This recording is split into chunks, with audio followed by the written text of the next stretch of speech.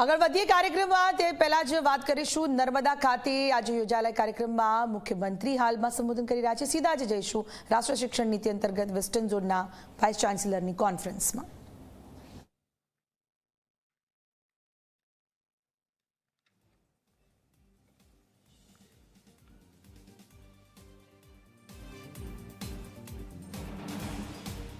मां नर्मदा और लौह पुरुष सरदार पटेल के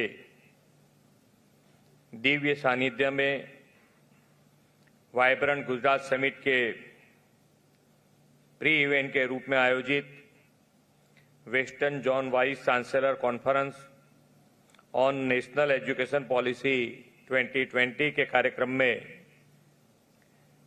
हमारे साथ मंच पर उपस्थित केंद्रीय शिक्षा मंत्री श्री धर्मेंद्र प्रधान जी, मेरे सहयोगी मंत्री श्री ऋषिकेश भाई पटेल, श्री प्रफुल्ल भाई पानसेरिया, राज्य सरकार के मुख्य सलाहकार Shri doctor Hasmukh bhai Hadiya ji, university grant commission के अध्यक्ष Shri doctor Jagdish Kumar ji, all India council for technical education के अध्यक्ष श्री टी.जी. सीतारमन जी, अग्र सचिव गुजरात के मुकेश कुमार जी, शिक्षण कमिश्नर श्री बंशानिधि पानी, नियामक श्री पी.बी. पंड्या जी, एमएस यूनिवर्सिटी के कुलपति श्री विजय कुमार श्रीवास्तव जी, यहाँ उपस्थित पश्चिम भारत के विश्वविद्यालय के कुलपतियां, विद्वान वक्ताओं, शिक्षाविदों, उपस्थित अधिकारीगण, प्रेस मीडिया के मित्रों, आप सभी को मेरा नमस्कार। वाइब्रेंट गुजरात समिट 2024 के प्री इवेंट के रूप में आयोजित western zone vice chancellor conference on national education policy में गांधी जी, सरदार पटेल और विश्व नेता प्रधानमंत्री श्री नरेंद्र भाई मोदी की इस धरती में आप सभी महानुभावों का स्वागत और अभिनंदन करता हूं। किसी भी राज्य का या राष्ट्र के विकास की पहली शर्त उसकी उत्तम शिक्षा व्यवस्था होती है। प्रधानमंत्री श्री नरेंद्र भाई मोदी जी भारत को ग्लोबल एजुकेशन हब बनाने के संकल्प के साथ आगे बढ़ रहे हैं। प्रधानमंत्री जी का मानना है कि जब हमारा देश आर्थिक विकास के साथ बौद्धिक विकास के में भी आगे रहे, तभी सही मायने में भारत ग्लोबल एजुकेशन हब कहलाएगा।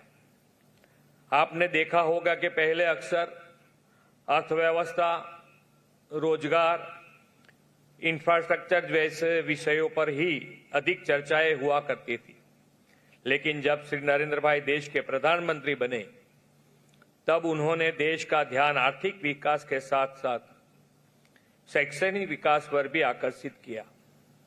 प्रधानमंत्री जी कहते हैं, भारत को एक बार फिर आदर्श सभ्यता का केंद्र बनाने के लिए हमें अपनी शिक्षा व्यवस्था और शिक्षा नीति पर अधिक ध्यान देना होगा। इस उद्देश्य के लिए आदरणीय प्रधानमंत्री जी के नेतृत्व में नेशनल एजुकेशन पॉलिसी 2020 को लाया गया है। हमारी नई पीढ़ी विश्व के साथ कदम से कदम मिलाकर आगे बढ़े और वैश्विक स्तर पर बौद्धिक संपदाओं में सबसे आगे रहे, यही नेशनल एजुकेशन पॉलिसी का मूल मंत्र है। प्रधानमंत्री जी ने नेशनल एजुकेशन पॉलिसी को राष्ट्र विकास के लिए महायज्ञ कहा है। इस महायज्ञ में जिनका महत्वपूर्ण योगदान है, ऐसे वाइस चांसलर यहां उपस्थित हैं। इंटीग्रेशन ऑफ स्किलिंग के जरिए होलिस्टिक एजुकेशन, इनोवेशन और रिसर्च तथा क्वालिटी एजुकेशन जैसे विषयों पर यहां सामूहिक विचार मंथन होने वाला है।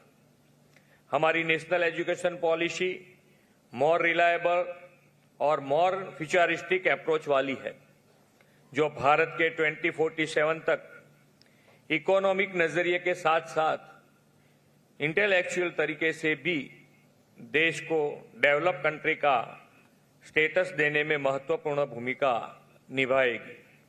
प्रधानमंत्री जी ने नेशनल एजुकेशन पॉलिसी से एजुकेशन सेक्टर में पैराडाइम शिफ्ट और समग्र देश के एजुकेशन इंफ्रास्ट्रक्चर को इंटीग्रेट करने का विजन दिया है। स्किल डेवलपमेंट से टेक्नोसेवी यूथ तैयार हो, इसके लिए अपने एजुकेशन इंस्टीट्यूट में मॉडर्न इंफ्रास्ट्रक्चर सुनिश्चित करना भी हम सभी का दायित्व है।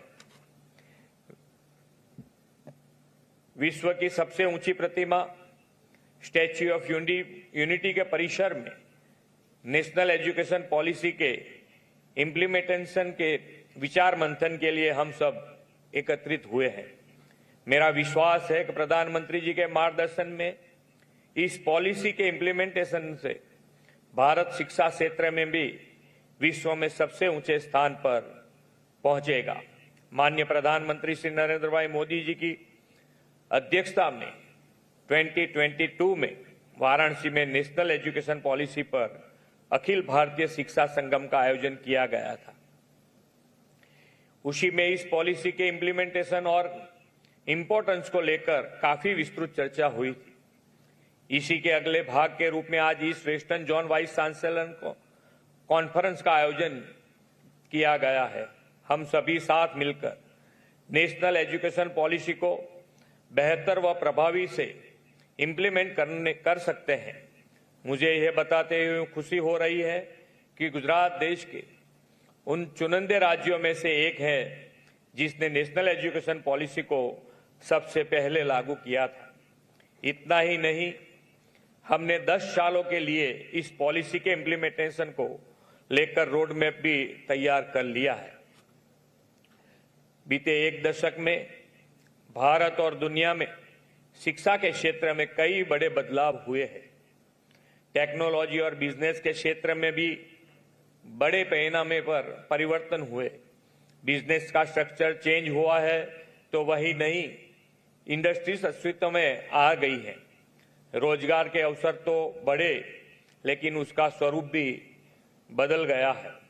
नेशनल एजुकेशन पॉलिसी में इन सभी बिंदुओं पर विशेष विचार किया गया है। किताबों के साथ साथ स्टूडेंट्स के स्किल डेवलपमेंट पर भी अधिक ध्यान दिया गया है। मेरा विश्वास है कि नेशनल एजुकेशन पॉलिसी देश के एजुकेशनल ट्रांसफॉर्मेशन के साथ आत्मनिर्भर भारत, डिजिटल भारत और इनोवेशन में भी महत्वपूर्ण भूमिका निभाएगी। भारत जैसे विशाल देश की डेमोग्राफिक डिविडेंड की विशेषताओं को बनाए रखने के हर पहलू को इस पॉलिसी में जोड़ा गया है। इस पॉलिसी में क्षेत्रीय स्तर की मातृभाषा पर भी शिक्षा देने पर अधिक बल दिया गया है। यह भी हमारी भारतीय भाषाओं और संस्कृति को संवर्धित करने का उत्तम माध्यम है। नेशनल एजुकेशन पॉलिसी का निर्माण भारत के श्रेष्ठतम विद्वानों के विचार मंथन से हुआ है।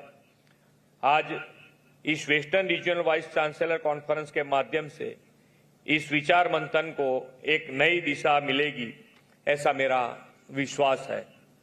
अमृत काल में प्रधानमंत्री श्री नरेंद्र भाई मोदी जी ने भारत को ग्लोबल एजुकेशन हब और विकसित राष्ट्र बनाने का विजन हमें दिया है। इस विजन को साकार करने में आप सभी वाइस चांसलर का योगदान सबसे महत्वपूर्ण और उपयोगी साबित हो सकता है। इसलिए आप सभी नेशनल एजुकेशन पॉलिसी के इम्प्लीमेंटेशन में अपना अधिक से अधिक कंट्रीब्यूशन दे। आपके प्रयासों से ही यह नेशनल एजुकेशन पॉलिसी हमारे देश की डेमोग्राफिक डिविडेंड समान युवा शक्ति के टैलेंट और स्किल को ग्लोबल प्लेटफॉर्म देगी।